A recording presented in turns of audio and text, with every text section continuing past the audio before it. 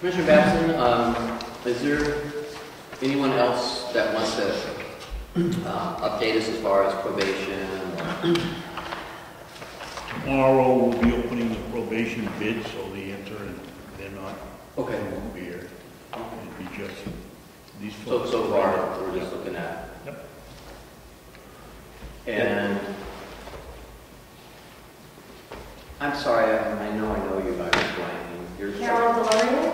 Are you from? Yep. Oh, you're on board with this. Okay, sorry. For some reason, I was connecting you to the cooperative extension. Yes, I am both. Yes. Okay, all right. But you're not here today for anything for cooperative extension. All right, thank you. So I don't feel quite so foolish now because I thought that you were involved in cooperative extension. But Chris, it should be noted that the cooperative extension is here because they're interested in moving down here. Yes, As soon as we indeed they can. are. That's why I thought maybe, you know, they had something that they wanted to be formally on the agenda for. You know, I put that out in the subcommittee announcement that we were definitely inviting you, and you know that, but also probation and any other interested party was invited to come. So I didn't make a formal agenda because today I felt that primarily we're going to deal with the starter home project, starting home project, and so that's why I didn't really come up with too much formalized. What we're going to do is have about 15 minutes of presentation from Dorothy Solomon and anyone else she may wish, and then we'll do some question and answers after that, and you know, and then carry on with any other business, and hopefully be done by 11. I need to be hopefully done by 11. Let's go to work. And Commissioner Batson, did you say that the bids are going to be open for the probation tomorrow? Yes. Okay. As far as I know, I've got 3 of them. Unless any more have come in, we will be open. Are you doing the minutes? Okay, just making sure we have a minute on. Thank you. Second, yeah. Thank you. Appreciate that. Okay, Mark. To keep a handle on what's going on. So I think you all saw the email that we put forth, you know, asking starting home to come today, you know, give us a more formalized progress report of where they're at, with some written information. I asked if Dorothy had any other information that we could add to our file moving along, just so we had, you know, a packet to put in the file, maybe that we could review and distribute, you know, at a later time. It just was, she didn't have electronically, you know, stuff we could look at. And so that's what we've got going on. The other thing that is on the agenda is an update about the demolition of the 2 other rooms that are not in question, how that's coming along. But we can hold off on that so that these people have guests, and we'll let them go ahead with their presentation. And essentially the packet that I handed out was what we received as an email last night, but the last 2 pages that may be of note are a blown up version of the proposed plan to let you know, the folks from Starting Home. At our last subcommittee meeting, we became confused because we were looking at an actual original plan of the old nursing home with the core. It was turned upside down. It made it look like, from that view, it made it look like we were looking for more than just the 2 wings. But, you know, we were able to resolve by the end of that we were looking at a plan from 1980 something. So, but it did spur on our notion of maybe wanting to see a plan that we could, you know, feel and touch a little better. So, with that, we'll go ahead. Before we start, if we overlap 7 and 8, is that what it looks like if we were going to, an actual proposal, if this was folded down and so that Yeah. There's a smaller version on that number. it doesn't, What, I don't think I have that one. Do we have extra copies of that, Mr. Chairman? I don't have that oh, copy. that bigger plan? I have the one that you Oh, emailed. yeah, we have bigger plan right here. So is this just, if we just overlap those, are we talking Yeah, about? if you take, I guess what is noted as page 8, Here. you take page 8 and then Anybody else? you can see how up the top of page 8 it has this little part here. That marries up to this part here. Oh, okay, I had it the wrong way, there we go.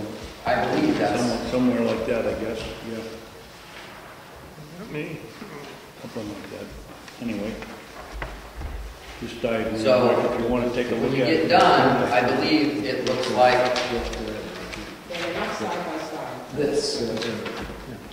Yeah. There we go. It's a little bit, I'm sorry, I don't have it exactly. But if you take this one and you pull down the top, it overlays Which one are you folding down, Chris, 8 or 7? 8. Take 8, fold it down from the top, and then, you know, you take this part, this little part that you fold down is this part right here, where it says maintenance and storage on this one. It doesn't say it on it. It says Gotcha. Okay? So that's how they overlay. So if I could, Mr. Chairman, with the, and maybe someone here could answer, with the 2 wings being used as shown, does any part of your plan run into the annex or any part of the inside of the building? No. It ends outside the building, It okay. will, anything that would be open to the core of the building will be closed. Okay. Okay, thank you. Yeah, like I explained, we were having a little confusion from the last, because we saw a plan that was really being used by the contractors for the demolition of the other 2 wings. And You done with that, Mike? Yes. so, without further ado, we'll let the folks from Starting Home give some presentation about where they're at and maybe hopefully answer some of the questions that we set forth. And then afterwards, we'll have a little question and answer period if there you have further questions. I thank you for having us here. I will ask some of my board members to pipe in when they have something that they want to add to this. Basically, I'll tell you what I've been telling people around the county. In 2012, there were 6,142 veterans living in Carroll County. Total population of the county in 2012 was 47,567 people. Therefore, veterans make up approximately 13% of the population. How many of these veterans are homeless? That's a question you, as a board here, and other people ask often. That's a difficult question to answer. As homelessness has many faces. Since Carroll County, New Hampshire has no homeless shelters at all, there is no definitive way of assessing the number of homeless we are looking at. In addition, some homeless people live in the open, especially in good weather. Some live in their cars or other substandard living quarters. By far, the most live at the largesse of family and friends for days, weeks, months, or if they're lucky, years. And I'll put in something that I've just learned most recently. My husband is driving today for a veteran. That's what he does. He volunteers to drive them to their what they need for health reasons. The man he's picking up told him, "I'm homeless," and he said, "I have been homeless for a long while." And he asked him to pick him up. And I'm not going to tell you any more about that. There's no need to. But my husband's picking him up at a designated location. be driving him to where he has to go. That's what we're up against. Starting Home Incorporated has been formed to help homeless veterans of Carroll County find permanent housing by dealing with the problems that make them homeless in the first place. These may have been the loss of housing due to the recession, the loss of a job, problems with alcohol, drugs, PTSD, or TBI. We will help veterans access counseling, job training, and health care while living in a place of safety and comfort. We are ready to take on the serious problem which is not now being addressed. Our plan is to use 2 wings of the old unused county nursing home in Nassau. We propose to renovate the property and have it made ready to accommodate 17 veterans in 5 rooms, single-room occupancy, with offices and common facilities. The renovation is expected to take from 6 to 8 months, making the facility available for use, hopefully, by 2015.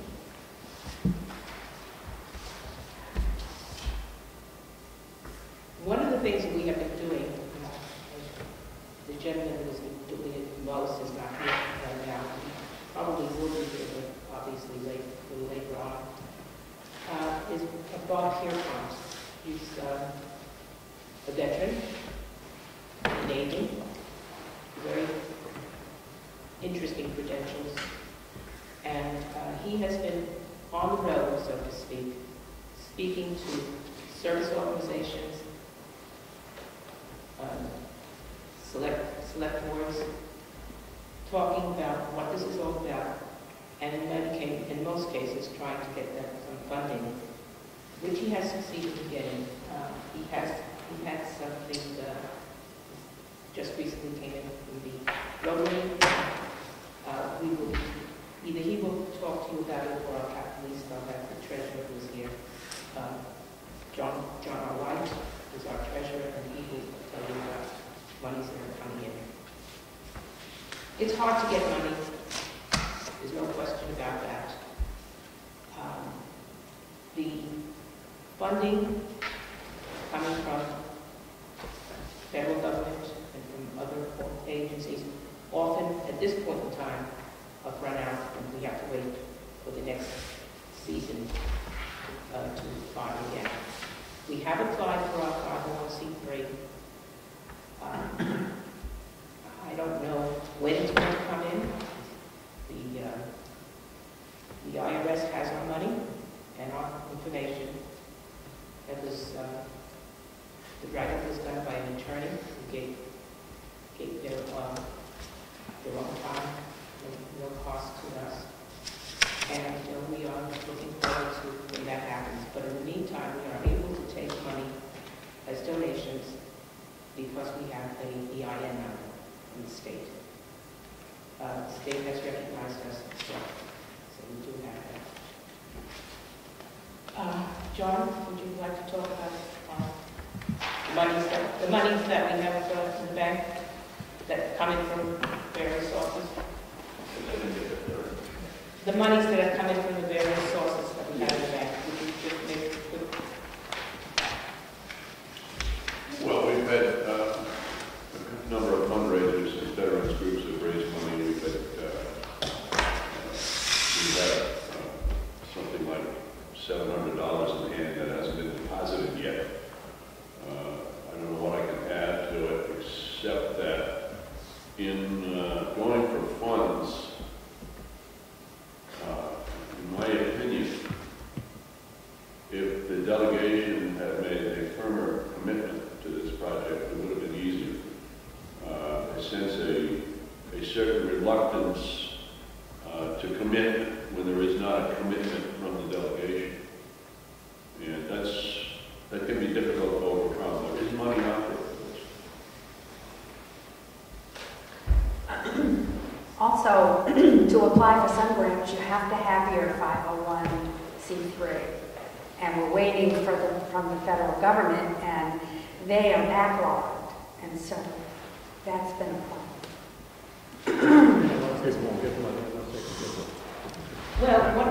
Well, actually, we can give a tax. We can give them a letter saying that they can't take it out off their tax because we have a TIN number.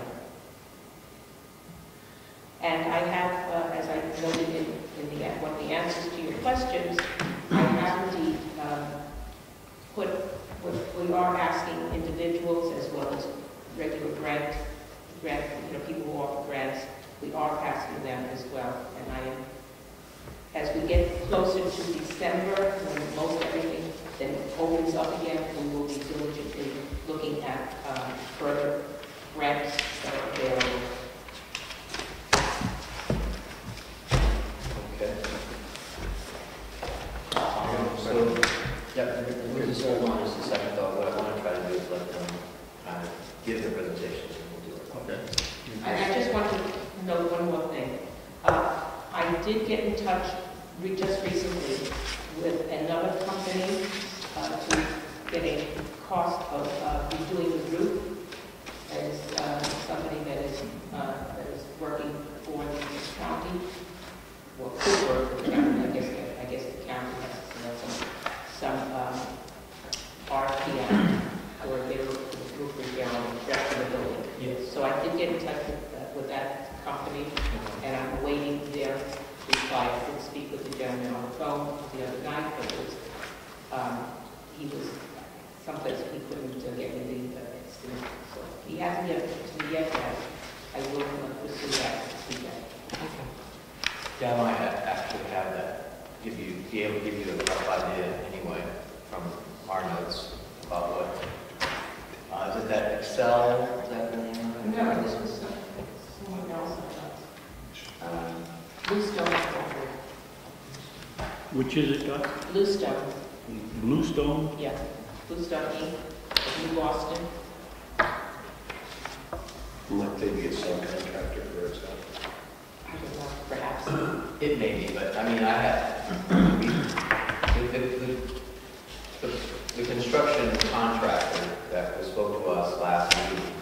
Their name of their firm was Excel, and they gave us an estimate for the roof, and it's pretty much going to be the same for that per square foot. So Yeah, I don't know how much the square footage relates to the center core, but this gentleman, actually was here when I spoke with him on his cell phone.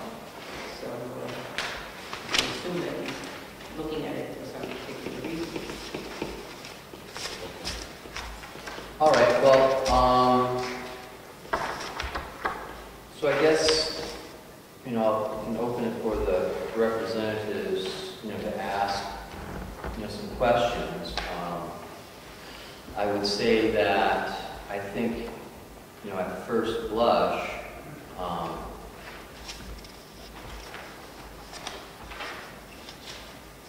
it would be nice. I know you, and I may have formulated this in the questions, I may not have, but I think what would be nice to see is your vision of a breakdown of how you're going to get the funds to get the $1.5 million for the construction. Like, X amount of money is going to be from a certain grant. X amount of money is going to be from local fundraising. Like that sort of breakdown, so we have a better feel for the achievability to make it to your ultimate goal. Because that is a lot of the concern as I see it, throughout the delegation. Is you're right in the fact that it is a lot of money, it is a big job, and I think a lot of the delegation members are having a hard time getting their head around how you're going to achieve the money unless there is some sort of big grant available through the federal government that is your key component, so that would be. Both Chuck Henderson, who represents J.G. and Mike Scout, who represents Delegate House, have been coming to our meetings and are positive people for helping us get the grants from the federal government. However, since the grants aren't yet available, there's no money there, that money has been used already, I don't know precisely what is available, and I won't know until November or December. So on number 3, about the part 3, it says about the federal grants. It says applications will be available in December, and at that time we'll have a better idea of the amounts available. Okay. Mr. White? Yes, Mr. White, I'd like to continue that. Mr. Chairman, we can have a pretty good idea of where money is and who could be induced to grant it. Nobody says no to this cause, but it's very difficult to assess how much money they are willing to give us, or what percentage of their available money they would give us, because we don't know all of what's in their pipeline. So to give you a precise anticipatory budget is really beyond reality. We can't really do that. We know where we're looking for money. We know where it's available and who has it. But how much of it we can extract from one individual institution or another, we can't know. I can understand the difficulties in there. That's why I use the word vision of how the money breakdown may occur. It may not be exactly that. It's just your vision of how you perceive that you're going to ultimately achieve the goal. Ultimately, you may not, the numbers aren't going to be precise, but, you know, because like I said, I believe that the delegation is, you know, they're having a hard time seeing how you're going to get there. I mean, you know, when you look at how much you've earned to date, you've been able to fundraise, and, you know, and what you need, you know, it's there. So I see I fully understand that. So I think that being able to report to the delegation, you know, in December, where you're at with the federal grant, because the federal grant is going to be the lion's share, probably. Is that the anticipation? Certainly a big part, but I think that there are other companies and other institutions out there. I'm particularly working with banks around the area. They have money that they give to community projects, and I'm working to get them to give me some idea of how much money that would be available to us. Okay. And this doesn't happen until the end of the year. They don't even talk to me. Don't come in till October, November, December. You know, that's when we have this. We know what we're going to be giving out for the following year. Okay. I'm sorry, but I think Representative McConkey had his hand up first a while ago, so I was going to recognize him. And then you. And then Representative. Thank you. Dottie, if I could, the direction that was given to your group by the delegation had was it a December date to come back and tell us how? April date. The present plan has 17 units in it. Did you say 17 or 18? Well, it has actually 18 units, but it's 17. 18 living units? Yes. 17 for veterans, 1 unit held for a worker there who might be staying overnight. Okay, so 18 units.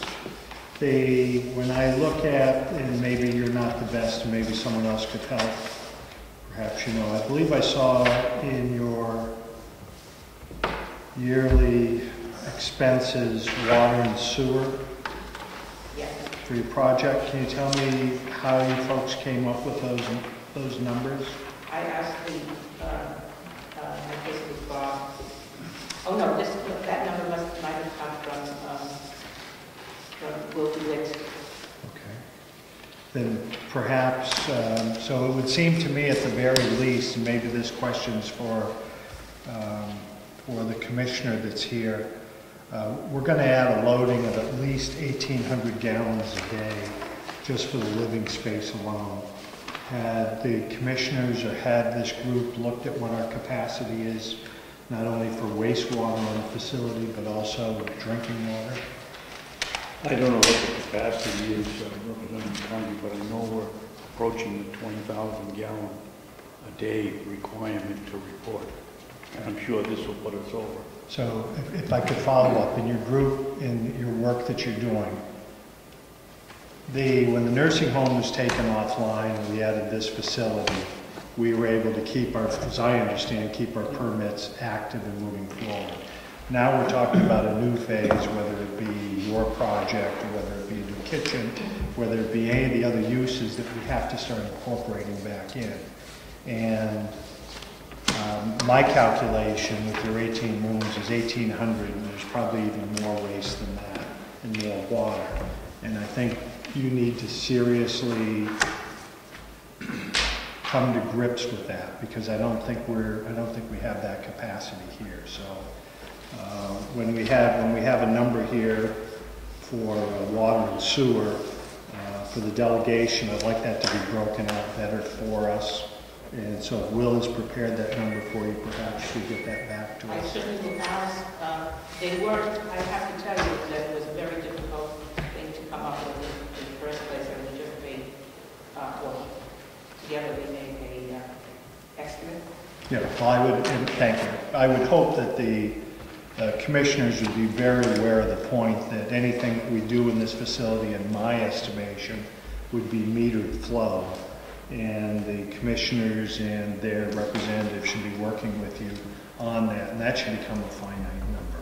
It's just a reflection. It has nothing to do with your process. Well, but I want to make sure that when you get to that point, that we can handle it as you want to. And I will say this, we will have meters for everything, both water and electricity and heat. Everything will be metered. And if I could, your rendering shows a new roof, and you're intending putting a new roofing system over your wings. Is that what we have here? That's the rendering. Yeah. We'll have to see what comes out from my conversation with the gentleman who's doing the estimate I spoke to. He thought that they would just, the roof should just be repaired, not necessarily building what you see there. The roof, from my understanding, is flat. I understand that, but I, like everyone else in the world, are visual. And Yes. that shows me a new roof, and the new roof didn't work in your estimates. It seems curious that everyone likes that roof now. That's all I have. Okay. Can I follow A follow-up to this? Sure. up, please? Relative to the septic, what do you perceive as potentially being needed as programs may get added into the annex as one possibility for the future? Does there need to be a new septic system entirely? Or for these new programs or additions to the leach field? Do you have a sense of what might be needed? Thank you, Representative. I don't. I know that the number I gave you of 1,800 gallons is just a dormitory, or what we call a motel setting, which is kind of what I could, that cooking is happening, other places being brought, so the state will accept that number. But then we also have offices, meeting rooms, and so forth, which are a much lighter number, but those are all going to be cumulative. So I would guess it's going to be probably 2,500 gallons, which could be handled as a standalone. But my understanding of our water system over the years is that we've band-aided and we've been able to keep our system going because we were at this certain threshold. And as we start adding this, and whether it be more adaptive uses of that building, we're going to be pushed over. So I would believe that we're either going to have to be considering new wells to take care of this facility and storage for, fire suppression. And you may end up having to go with a new standalone septic system for everything too. That should be part of that, and I hope we do that. Thank you. Because I think it could be a significant number. So the summary of that is that Representative McConkey is trying to point out that the wastewater and water production levels that the county currently has may not be able to withstand this extra load.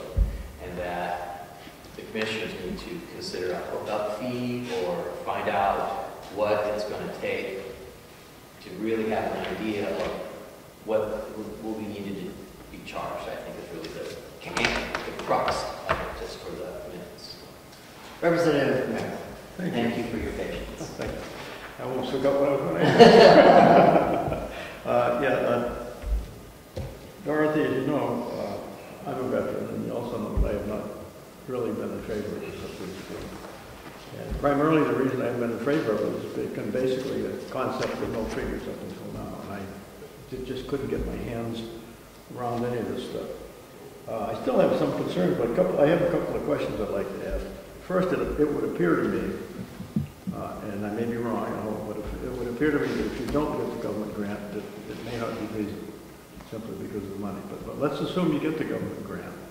And one of my concerns has been all along, if you get a government, you mentioned earlier in your introduction, the veterans of Carroll County. If you get a government grant, am I not correct that that's open to any veteran anywhere, other counties or maybe even other states?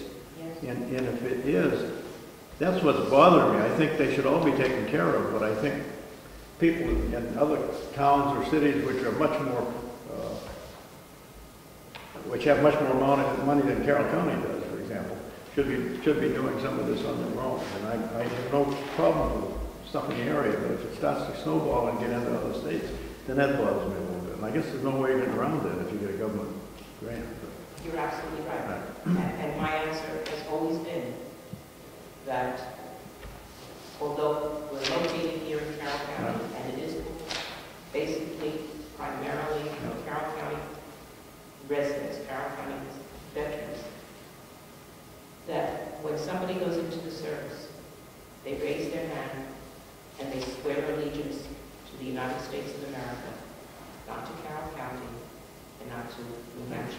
And I agree with you 100%, having done so. But I also don't think it's Carroll County's obligation to take care of people from everywhere else who should also be chipping in and taking care of them. And I can't help it. That's the way I feel about it. That is why we will ask for grants outside of the area as well. Okay. We will ask for monies from people outside of this area. I have a couple other questions, if I could ask. On the eating area that you have here, the food is that going to be provided by the county kitchen, or what's the deal on the food? We will pay for the food. No, I'm just wondering where it was coming. They're going to do the food, Cafe, yes. and that's no problem from your standpoint. That's a plus. That actually helps our, because it's 17 meals is a very incremental change. Okay, and your annual operating budget will continue to come from, this won't be a one-time thing for grants, will continue to. Oh, it's ongoing. Ongoing. Okay, that's all I've got right now, thanks. Okay, I believe it was Commissioner Babson. Thank you. Excuse me. I agree with Harry. I also am a veteran. And I don't think it's our responsibility. I'm more concerned not with Carroll County, but with Ossipee Village Precinct, who shoulders all the expense for the entire county for safety and life safety and I guess it's all life safety for this facility. And an additional 2 more wings or 2 more housing units that we have to be concerned with. And that's what I have to say about Harry. But my question is, all the discussion here today is how we raise money to get this thing going. My concern is, once you get it going, how are you going to fund it? We don't want this falling back on the county. We don't want it falling back on Ossipee Village. How do you proceed to fund this thing 5 years down the road if you can't get a grant now? Well, as John mentioned, one of the major problems in getting the grant at this time is the fact that, and Carol mentioned the same thing, the fact that we do not have in hand the 501c3. Things will open up once that is available to us. But I look at other places, for example, Liberty House.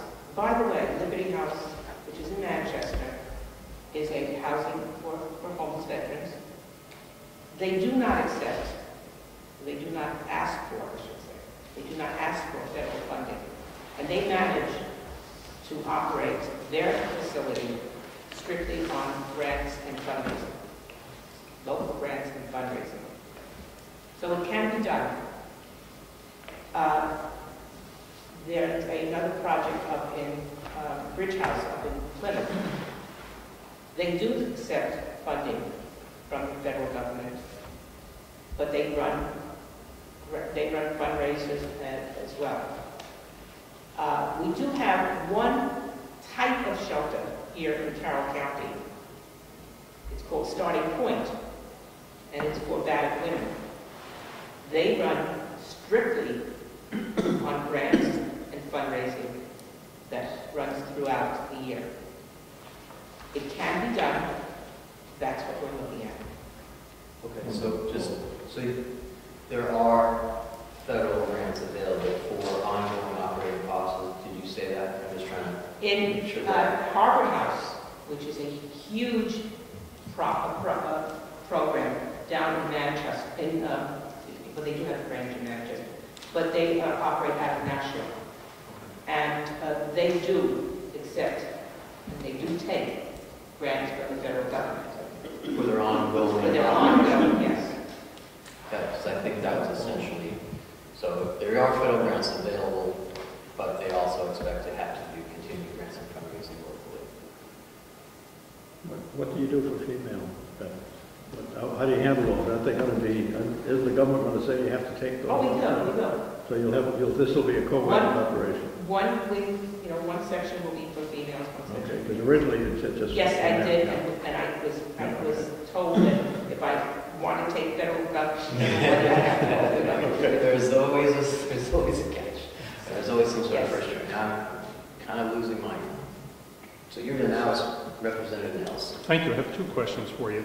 What do you envision as the county expense coming up and ongoing on this? Or obligation?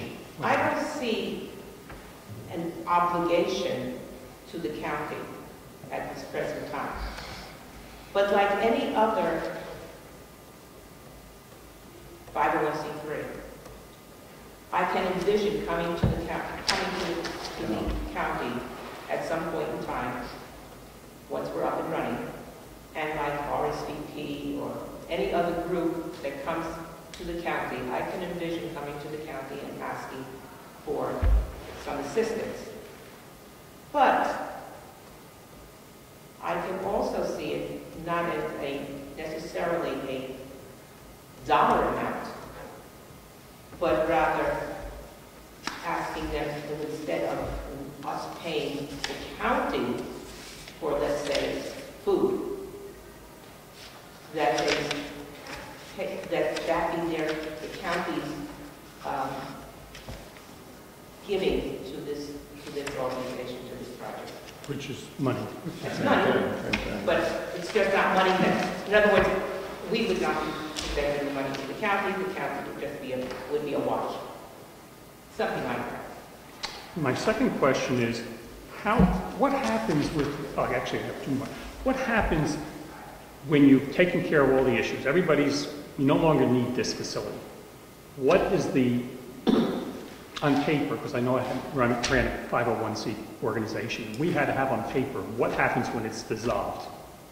What goes to where, what happens to it? Does it become something else? Is it returned to the county? Well, I wish that I could say to you that at some point in time, there will be no homeless veterans. However, I don't believe that's true. As long as we have a standing army, I believe that we will always have some people who are unable to cope when they get out. But we needed in our organization, we had to put something down on paper saying what would happen with the money. And we did dissolve, and we had to follow the plan that we had in writing. So is there something in writing that says what will happen if this is no longer needed, hopefully? or there aren't enough people, they send them somewhere else? That's a good question, and something I will bring up at our meeting tonight Okay. to the board. I have some ideas, but rather than me just spouting out what I have to say, I would like my board to be part of the answer to that. And my last question is, there are other facilities that you mentioned, one in Plymouth, some down in Manchester. Do they have any space available for other people? For us, for example, say we have 10 people involved. Is there room to pick up our 10 people? Down in Manchester. It is possible, I don't know this, but it is possible, perhaps, because I only can judge this by the size. The one in Nashua is huge. I mean, they have a big project down there. But it's a city. They have a lot more people. So do they have room? I don't know. But that would be the only place. As far as I can see, Liberty House does not have any, would not be able to we could not give them any people. They just wouldn't have the room. At this point in time, Ridge House is in the process of opening a more permanent structure. If that will help them to ease them and give more rooms for them, they might. But I must tell you that Ridge's House, they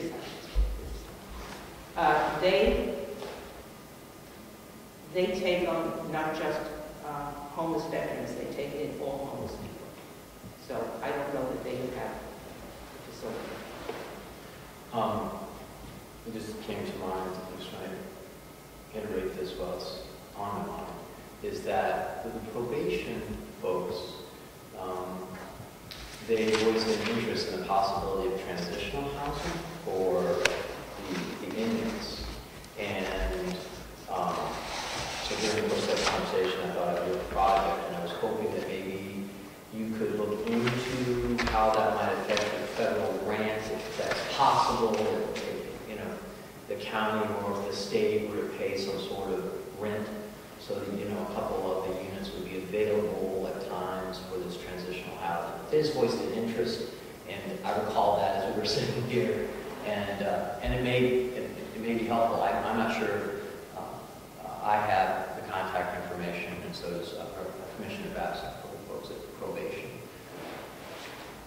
All right, so I had a follow-up, and this kind of touched on it, but if in fact we had extra rooms that you didn't fill out, my question is, would it be possible that you would fill them with just homeless people or other type of people, or are you limited to veterans?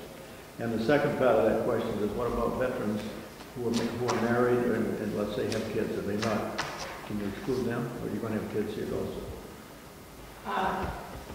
I would love to say we will take in families and children.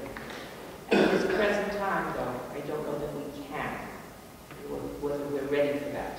But is that, I guess my question is it allowable? If you have a federal grant for a veteran's home, is it allowable to take? Oh, yes, the federal level.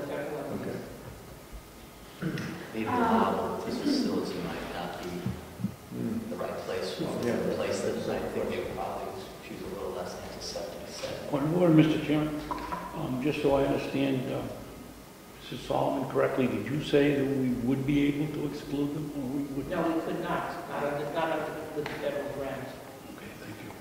This is a changed thing from what you said when you originally presented this. It was only going to be men. Now it's men and women. I asked many times if it was going to include spouses and children. I was told no. We don't have to include spouses and children.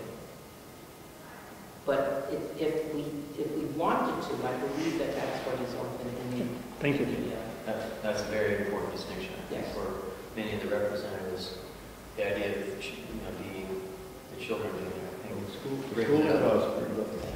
may I say something about that?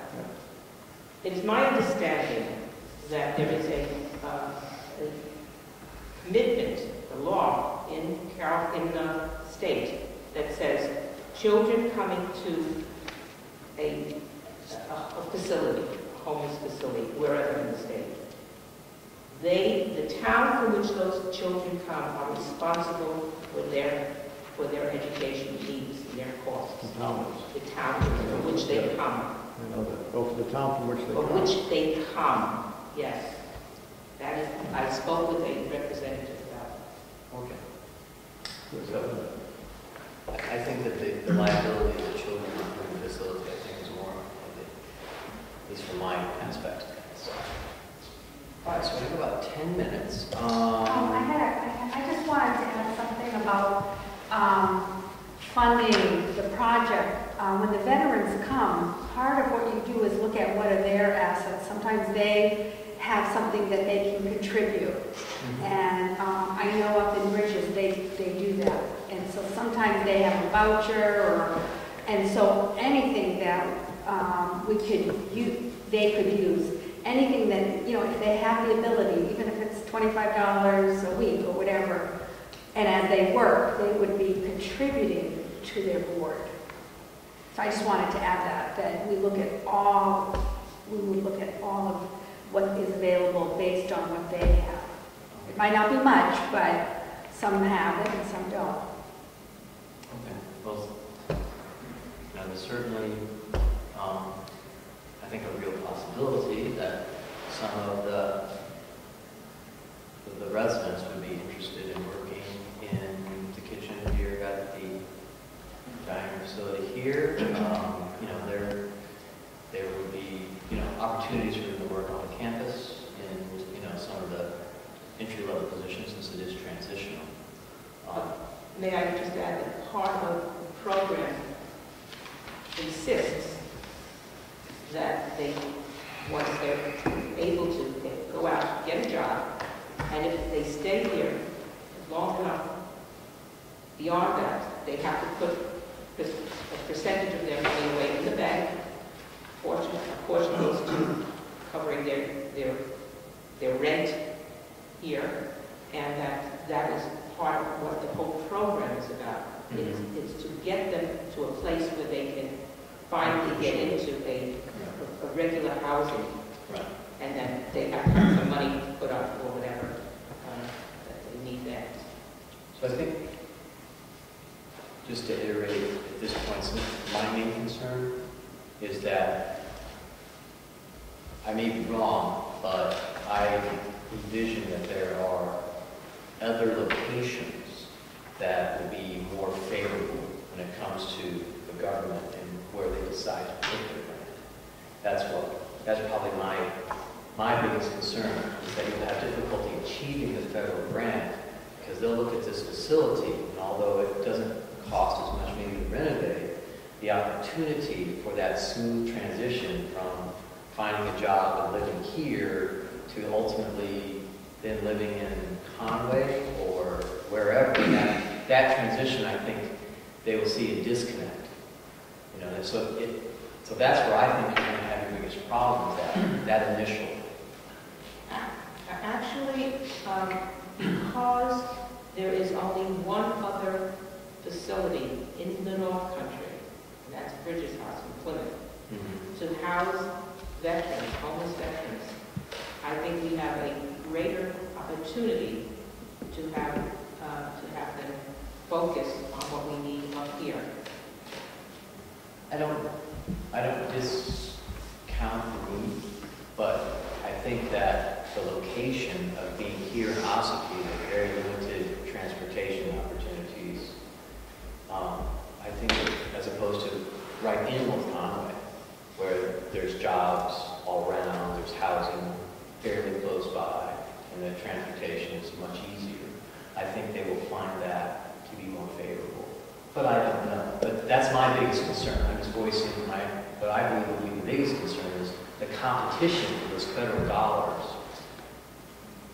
You know, that might be very difficult. Now, those guys, who knows? I mean, politics is definitely has strange ways of doing things. I've seen that more than once, so you never know. But just using, I'm the chairman, so I get to talk when I want. So that's one of the things. You're doing it. So I just want to bring that up. All right, I'm Representative Coffey and then Representative Butler. Thank you. In the grants that you are targeting that you would like to get, the most favorable, what's the time frame? Let's say December 1 comes, the grants are open. Is it a 30-day, 60-day, 90-day?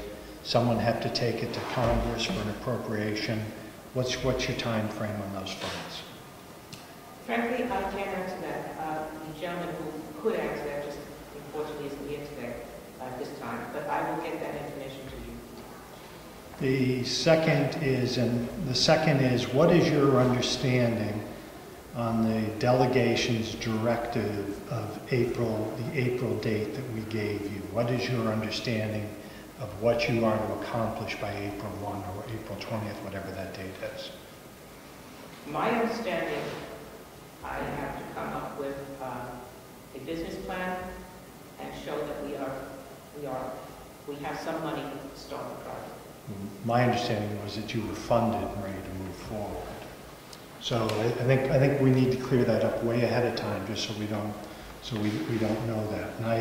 And I see a hurdle, Dorothy. I see a hurdle.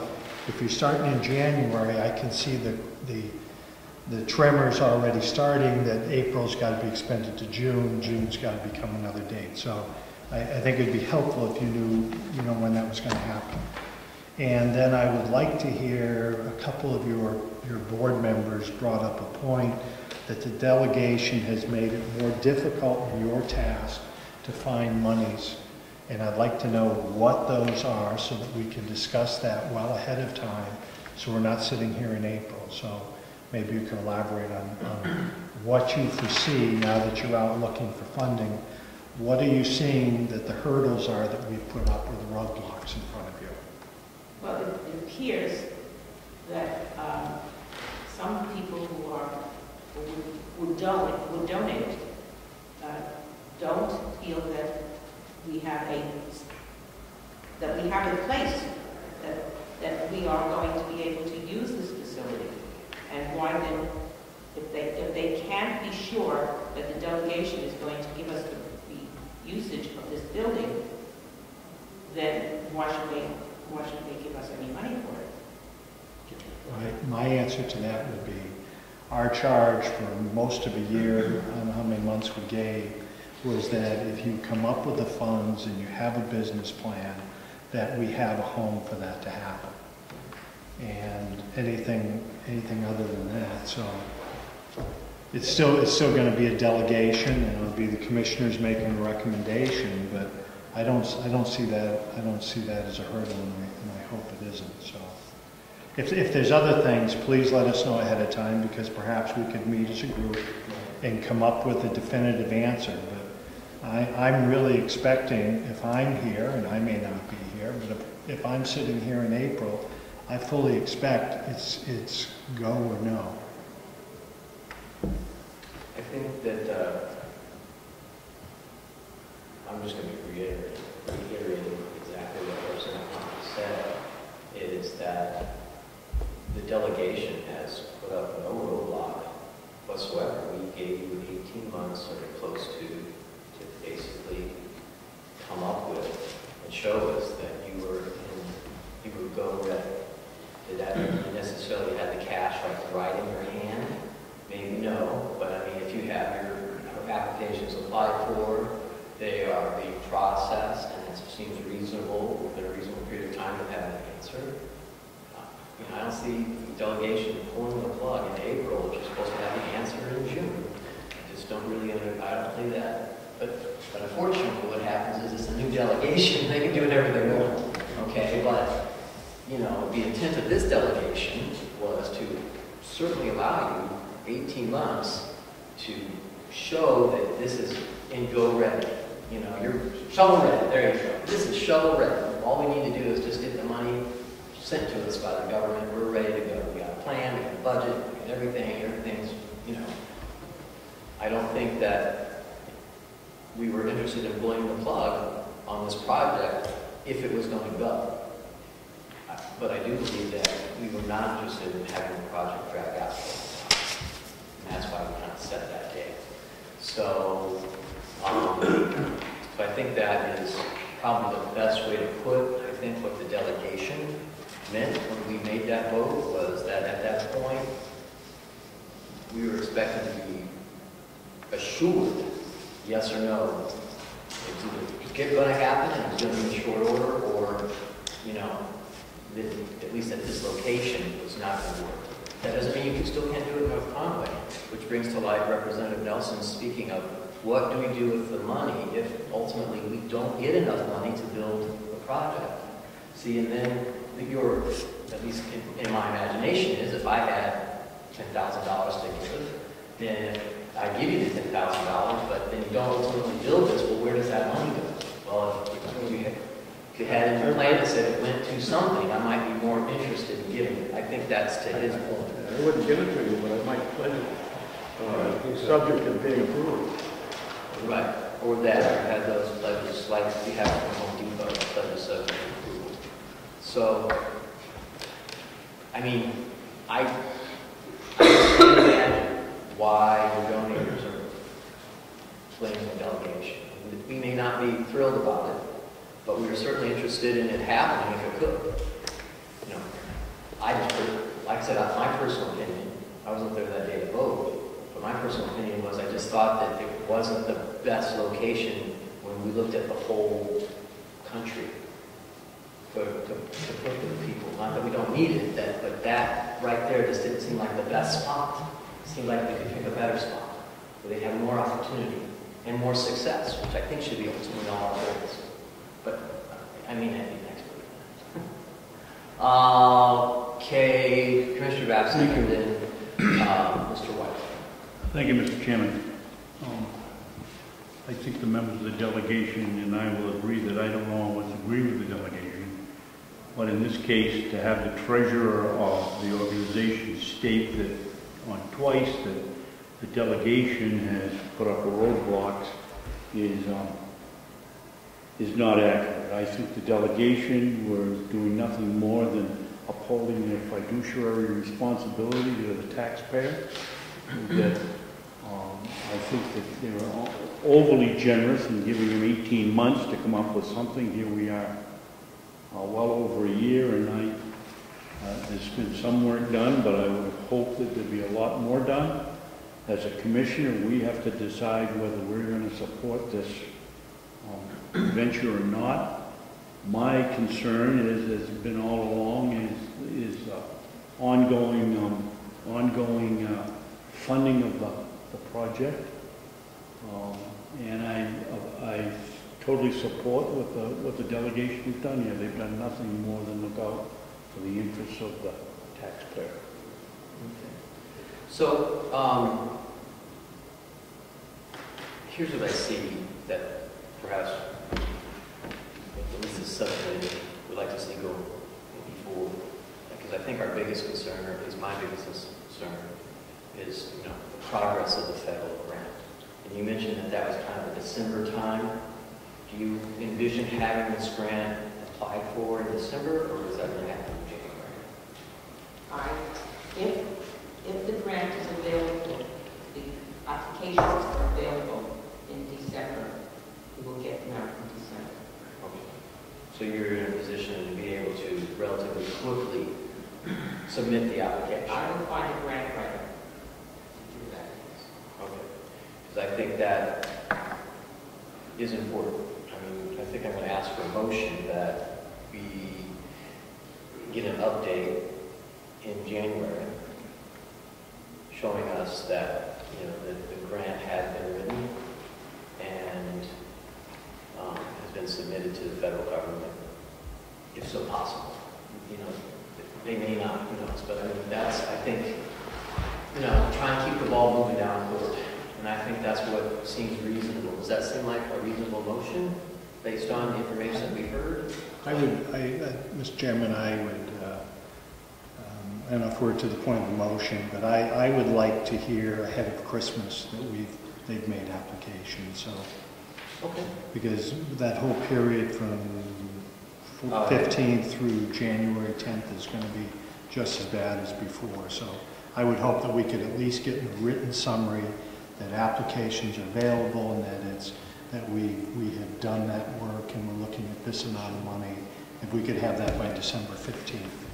Do you think we have to meet by statute in that first Monday by, the first half, of December. So do you think that that would be a time frame that you could at least, you may not actually have it submitted, but at least you could have it written? Mr. Chairman? I just don't know, as I said, I don't know exactly when the applications will be available. But as soon as I do, I will let you know. Mr. Chairman, Excuse me, unrecognized, and since I haven't been recognized for the past 45 minutes, I'd like to at least make my comments. Relative to the need for meeting again, I don't know that we need to say anything other than we want an update.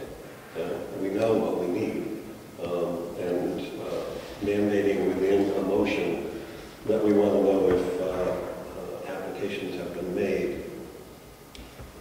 is obvious, I think. But meeting again, I think, is more important than I thought it might be when we started this meeting. The issue is obviously very complex. There's lots to be done. And whether or not we're going to be able to support the process going forward, though we have until April to make that final determination, and all of us or none of us may be here relative to an elected position, I think is important to remember, because come April, there may be a very different perspective. I would just encourage the Kickstarter program to begin as soon as possible, because I don't know if any of you have participated in those, but I contributed to a solar panel project in Alaska, and I put in $25 because it's a great concept. They raised over $2 million in less than 2 months. Veterans' issues are critical and create an amazing emotional response. And I think that if we can put together a viable concept, knowing that the money is going to be used if the project goes forward, I think you would be able to raise significant sums of money by making the appeal. It's going to be very interesting come April to see what happens, but I think the delegation majority supported us going forward, and I hope that it happens. So I think your point's well taken, but the reason why I'm trying to get a motion is because we're going to have a delegation meeting coming up, I believe, pretty soon, Monday. So I'd like to be able to report to them, to say to them, we had a meeting, we made a motion to recommend to the delegation to have, starting help, starting home, to come in our December delegation meeting at that time to give the entire delegation an update of where they were, to hopefully have, have the grant, have those things available. So then the new delegation will be introduced to this project. Be able to make a decision. What I think, that bringing forth that recommendation allows these folks that time to be ready for that point. I don't think we're, is my opinion, we should show a strong front that these folks should be able to present to us in the new delegation in December, as opposed to something different happening at the next delegation. That's my objective. That's why I want a motion that Before we vote on this, could we hear from Mr. White? Yes, we can. But I was just trying to give you an idea of why I think the motion is necessary, that we met with these people, they got a ways to go, but they'll know a lot more in December. It's not really time to pull the plug yet. Let's at least give them until December to give us an update. Okay. Mr. White, sorry. Thank you, Mr. Chairman. To your point about the location, in point of fact, it turns out to be rather a central location for job opportunity, although there may not be much right here. That requires some thought about transportation, and we already have discussed that and have a tentative plan in place.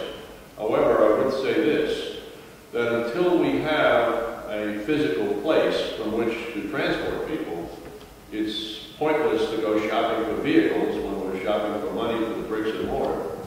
As to the question of continuing funding, after examining some other institutions similar to ours, it has become apparent that once the institution is there, once it becomes real, the question of support funding becomes almost moot. The money is there. There are many who will offer continuing support for such a move. So I am less worried about the continuing funding later than I am worried about the initial funding now and the commitment to get this thing off the ground. And I respect that. I just want to let you know, however, that the delegation is not as entrenched in this as you. And so that's, you know, and as time goes by, the angst grows. So that's why, we're trying to move the ball and have you bring us information and be more connected in hopes that, there's some sort, we can coalesce in some way. Okay? That's the hope. Or to not, because there's also the taxpayers, our duty to go ahead and tear down those wings if there's not a use for them or perceived reason to keep those wings. So that's what we're trying to do, is keep the ball rolling, coalesce, so you know where we're at, try, so we're all kind of moving along down the pipe together. I guess in a weird way, that we want. So, is anybody willing to put forth that motion to the recommendation to the delegation? There's space, so keep it short. If I could say briefly, number one, thank you so much for coming in and telling us where we're at. That's very good. Thank you. So we have something Chairman can address with our next commission meeting. Our delegation meeting. What I would like to see happen, I like the Chairman's suggestion, I'm not ready for a motion yet, of having them come in December, whenever our first organizational meeting is, or second meeting, to give an update. But I would like to see, and I liked Representative Butler's idea that there's no need to keep convening groups together and bringing us, as I hope I'm looking across the table and looking at the following representative at that point in time. We could go with a summary, monthly summary from December through April that tells us where they are with funding, how much money they've raised, and how they're progressing forward. So that by the time we sit down in February and March, we know that they're either close to going or not going. And that could be very simple, and we wouldn't have to bring so many people into the room, and then they can make their formal presentation at that point. So I would like to see monthly summaries starting in December, running through March, and alerting the delegation to their progress at that point, to include cash in hand or that they have in accounts, estimates as they change for the reconstruction, and funding opportunities that they've applied. Why don't you make it November? Well, the reason I say December is they're saying that they're not going to get there first. Well, we could. I think in December they'd be giving you a summary of where they were at that point. So I would hope that where are we at? Somewhere in the neighborhood of $30,000 at this point. So I would hope that that first summary would show that they've been able to raise this amount of money, and that they're going to be applying for these grants, and then in the January summary they'll tell us how they made out and where the money is. That's where I think we should be. Okay, well, I think that's reasonable. I think it's a reasonable way of looking at it. I don't have a particular problem with that. And I think that the email that I sent to you kind of summarizes, I think, what kind of the bullets of what the summary should be on. That we sent out. That's kind of what we'd like an update on. And I have no problem with that. You don't put that into motion. That sounds probably more expeditious.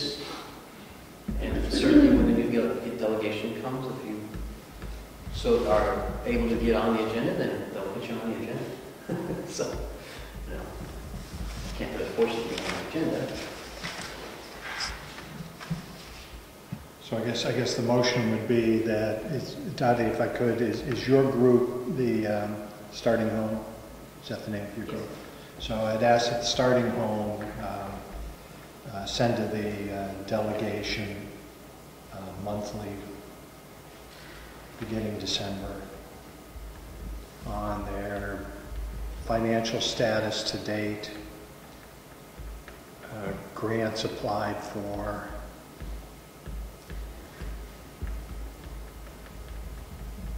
tentative federal funding, estimates, cost estimates on renovation of the building.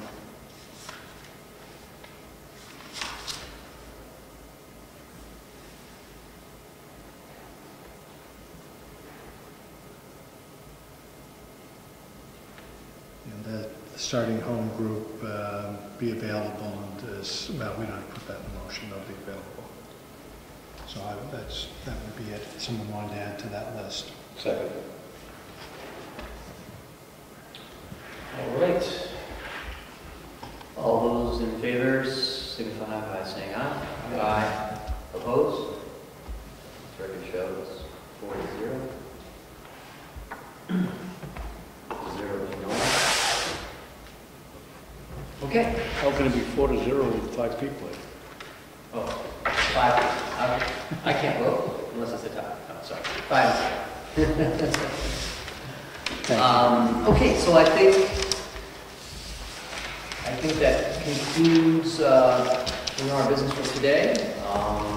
As Commissioner Batson mentioned at the beginning of the meeting, that probation bids are getting opened up, and so hopefully we'll hear more about that by next Monday. We do have a delegation meeting next Monday, as I was reminded.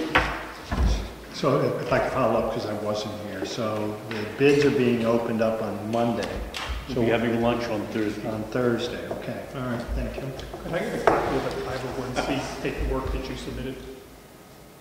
Yes, we're going to have a No. Thank you. John, get a copy of that. Yeah, we'll get it. Okay, thank you. So yes, in my email, I encourage you to try to bring any other stuff that you have that we can put into our file, just so we can look at it. Whatever you have is easy. Nothing's very easy, I guess, but it's available and you have that information. That'd be great. So if there is no other business, I will recognize a motion to adjourn. So moved. All in favor, say aye. Aye. All right, thank you very much, everyone, for coming. Come on, you